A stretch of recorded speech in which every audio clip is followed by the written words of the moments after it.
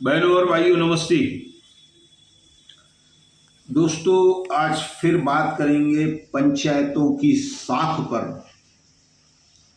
पंचायत की साख क्या होती है, पंचायत की मान्यता क्या होती है, पंचायत के सदस्य क्या होते हैं। कुछ सालों से जो नई नई पंचायतें बन रही हैं, बार बार काफ़ी उन पर विवाद होता है, बड़ा कष्ट होता है उस समय। आज जो जिन पंचायतें हैं, कपड़े वालों का सबसे बड़ा दांव उन लोगों पर लगा हुआ है। मैं कपड़े वालों से जानना चाहता हूं कि क्या आपके पास इतना पैसा है कि आप कच्चे पक्के में इनको इतना सारा कपड़ा देते हैं। मुझे मालूम पड़ता है कि जब कोई पंचायत बनती है तो जिन लोगों को उधारी चुकानी है वो पंचायत के सदस्य बन जाते हैं, बाद में वहाँ से भी निकल जाते हैं, फिर दूसरे भर्ती होते हैं। तो कई पंचायतों में ऐसा मैंने देखा है, सभी के लिए बात नहीं कर रहा हूँ मैं, लेकिन अलग अलग पंचायतों पर जो बट्टा लग रहा है इस समय, साख पर जो बट्टा लग रहा है वो बड़ा निंदनीय है। जैसे कि एक साल पहले पंचायत बनी, उसमें इतने सारे लोग घुस गए, उसकी गणना नहीं की गई कि इसकी उम्र क्या है, इसका पास बाजार के कितने पैसे हैं। मैंने तो सुना किसी किसी के पास करोड़ 1.5 करोड़ रुपए भी हैं। अब उसके बाद यही लोग शराफत की चादर ओढ़कर, नकाब ओढ़कर, एक जीन वाले का दूसरे जीन वाले के पास पैसा है तो ये वसूली के लिए जाते हैं, हाथापाई करते हैं। ये पंचायत की मर्यादा नहीं है। पंचायत की मर्यादा ये है, आप लोग बैठक करो, उनको बुलाओ, इनका क्या है, लेकिन जब वो तुम्हारी लेवल के रहेंगे तब ना। जो तुमसे बड़े बड़े हैं, करोड़पति है, अरबपति है, वो तुम्हारी बातों को क्यों मानेंगे। और आखिर ये लोग है कौन।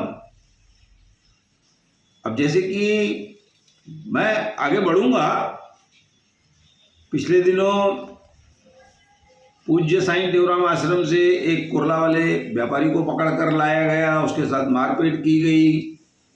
वह काफ़ी सदमे में आ गया, उसने आत्महत्या कर ली। पंचायत के सदस्य इधर उधर दौड़े, उधर बहुत जगह गए, मुझे सब मालूम है कहाँ कहाँ गए, क्या हुआ। तब जा कर के वो मामला थमा। अब फिर पिछले सप्ताह एक नई बात मुझे देखने को मिली कि एक शिकायत पत्र चल रहा था वीडियो पर कि एक व्यापारी के पास पैसे हैं, वह पैसे निकलवाने हैं, उससे 2 चेक भी प्लेन ले लिए गए। अब चेक जो प्लेन है वो हम अपनी पत्नी से भी नहीं ले सकते प्लेन चेक, उसका कायदा ये है। और आप ये जो कर रहे हैं ये जबरन वसूली है, ये कायदे में बैठती है जबरन वसूली। आप कायदे को ताक पर रख रहे हैं। आखिर वह व्यक्ति पुलिस में गया, पुलिस को बताया कि कहीं मेरा भी न वीडियो बना लें और वायरल न कर दे कुर्ला वाले की तरह। अब कुर्ला वाले को वो लोग भी मार रहे थे जो खुद कर्ज में डूबे हुए हैं। तो इस तरह से पंचायत की साख पर बट्टा लगता है। अब ये पंचायतें किसी एक पार्टी के पास जाएं, एक तो इनको गैर राजनीतिक होना चाहिए, फिर अगर जाते हैं तो बार बार भैया उछल कूद करके उसके पास उसके पास उसके पास उसके पास, तो तुम्हारी कोई ताकत नहीं है। अब दूसरी बात ये आती है कि जैसे कि मैंने बात कपड़ा व्यापारियों की सबसे ज्यादा वही ठगे जा रहे हैं इस समय। अब बात आती है कोरोना काल की।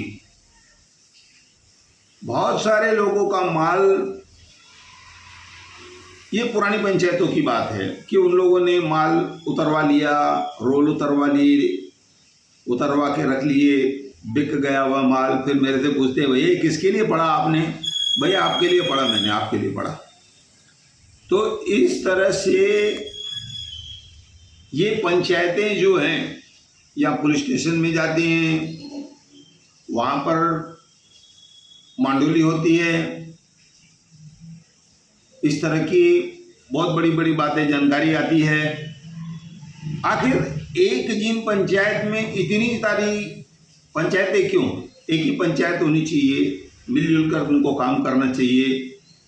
अलग अलग पंचायतें, तो इससे लगता है कि आप लाभ का कार्य कर रहे हैं, आप समाज का कार्य नहीं कर रहे हैं। ऐसा आपको क्या समाज की पड़ी है कि आप अपना काम छोड़कर समाज के लिए जाएंगे? हाँ, आपकी भाषा भी अच्छी नहीं है। मैंने तेलंगाना के समय सब देख लिया कि किस तरह की भाषा का उपयोग होता है, तुम लोग करते हो, किस तरह से सवाल जवाब पूछते हो। अब तीसरी बात भी मैं कहता हूँ, हालांकि 5 नंबर में बहुत सारी पंचायतें हैं, लेकिन इसी पंचायत में जो ज़्यादा गड़बड़ी होती है, ऐसा क्यों? मुझे ये बताया जाता है कि जब कोई व्यापारी दिवालिया हो जाता है और उसने आपको एक रकम ला करके दे दी, भैया इसको आप बांट दो, मुझे किसी का पैसा नहीं चाहिए, मैं उदाहरण दादा चोड़मल का दूंगा, अपनी दुकान छोड़कर वह चले गए। ठीक है, इज्जतदार आदमी है। यहाँ पर मैं एक बात कहूँगा, हमारे बड़े बुजुर्ग कहते हैं कि इज्जत वाले की टोपी अगर गिरती है ना, वो चुपचाप उठा के पहन लेता है, और जो जिसकी कोई इज्जत नहीं होती है ना, वो सबको दिखाता है मेरी टोपी गिर गई, मेरी टोपी गिर गई। तो ये सब बातें हो रही है। अब वह आपको पैसे लाकर देता है कि आप चलाओ, लेकिन आपके मन में उतनी दया ईमानदारी नहीं है कि आप उस पैसे को चला दें। फिर आप उनको बैठाते हैं, दबदबा डालते हैं। 1 रुपए की चीज़ जिसको कोई 1 रुपए में भी लेने के लिए तैयार नहीं है, उसको आप 4 रुपए में बेच देते हैं, सामने वाले को लेना पड़ता है। ऐसा बहुत बार हो रहा है, मुझे जो जानकारी मिल रही है। तो कुल मिलाकर ये जो घटनाएं हो रही है, ये नहीं होनी चाहिए। इसके लिए मैंने पढ़ा था कि एक कपड़ा पंचायत भी बननी चाहिए। यहाँ पर जो 2-3 तरह के व्यापारी हैं। एक तो ऊंचे ऊंचे हाई फाई व्यापारी हैं, वो किसी की लेन देन में आते नहीं, ऐसी पंचायत वालों को पूछते नहीं। ये सब जो हो रहा है ना, जो किराए की दुकानें हैं, छोटी दुकानें हैं, वो माल ले लेते हैं, कपड़े वाले उनको कपड़ा दे देते हैं, फिर वो लोग जिनको रोल ले जाते हैं, सिलाई का पैसा नहीं देते हैं, फिर वो लोग उनके भाग जाते हैं। तो इस तरह की बहुत सारी जो घटनाएं हो रही है, तो उन घटनाओं के अंदर उनको रोकने के लिए कुछ लोगों को आगे आना चाहिए, और जो खास करके कपड़ा व्यापारी हैं वह संभाल करके काम करें, ऐसा मैं कहूँगा। और मैं पुलिस से भी निवेदन करूँगा कि ये सब जो लोग हैं, इन पर आप नज़र रखें और ये लोग कायदे में चलें। मैं ऐसा कहकर धन्यवाद कहता हूँ।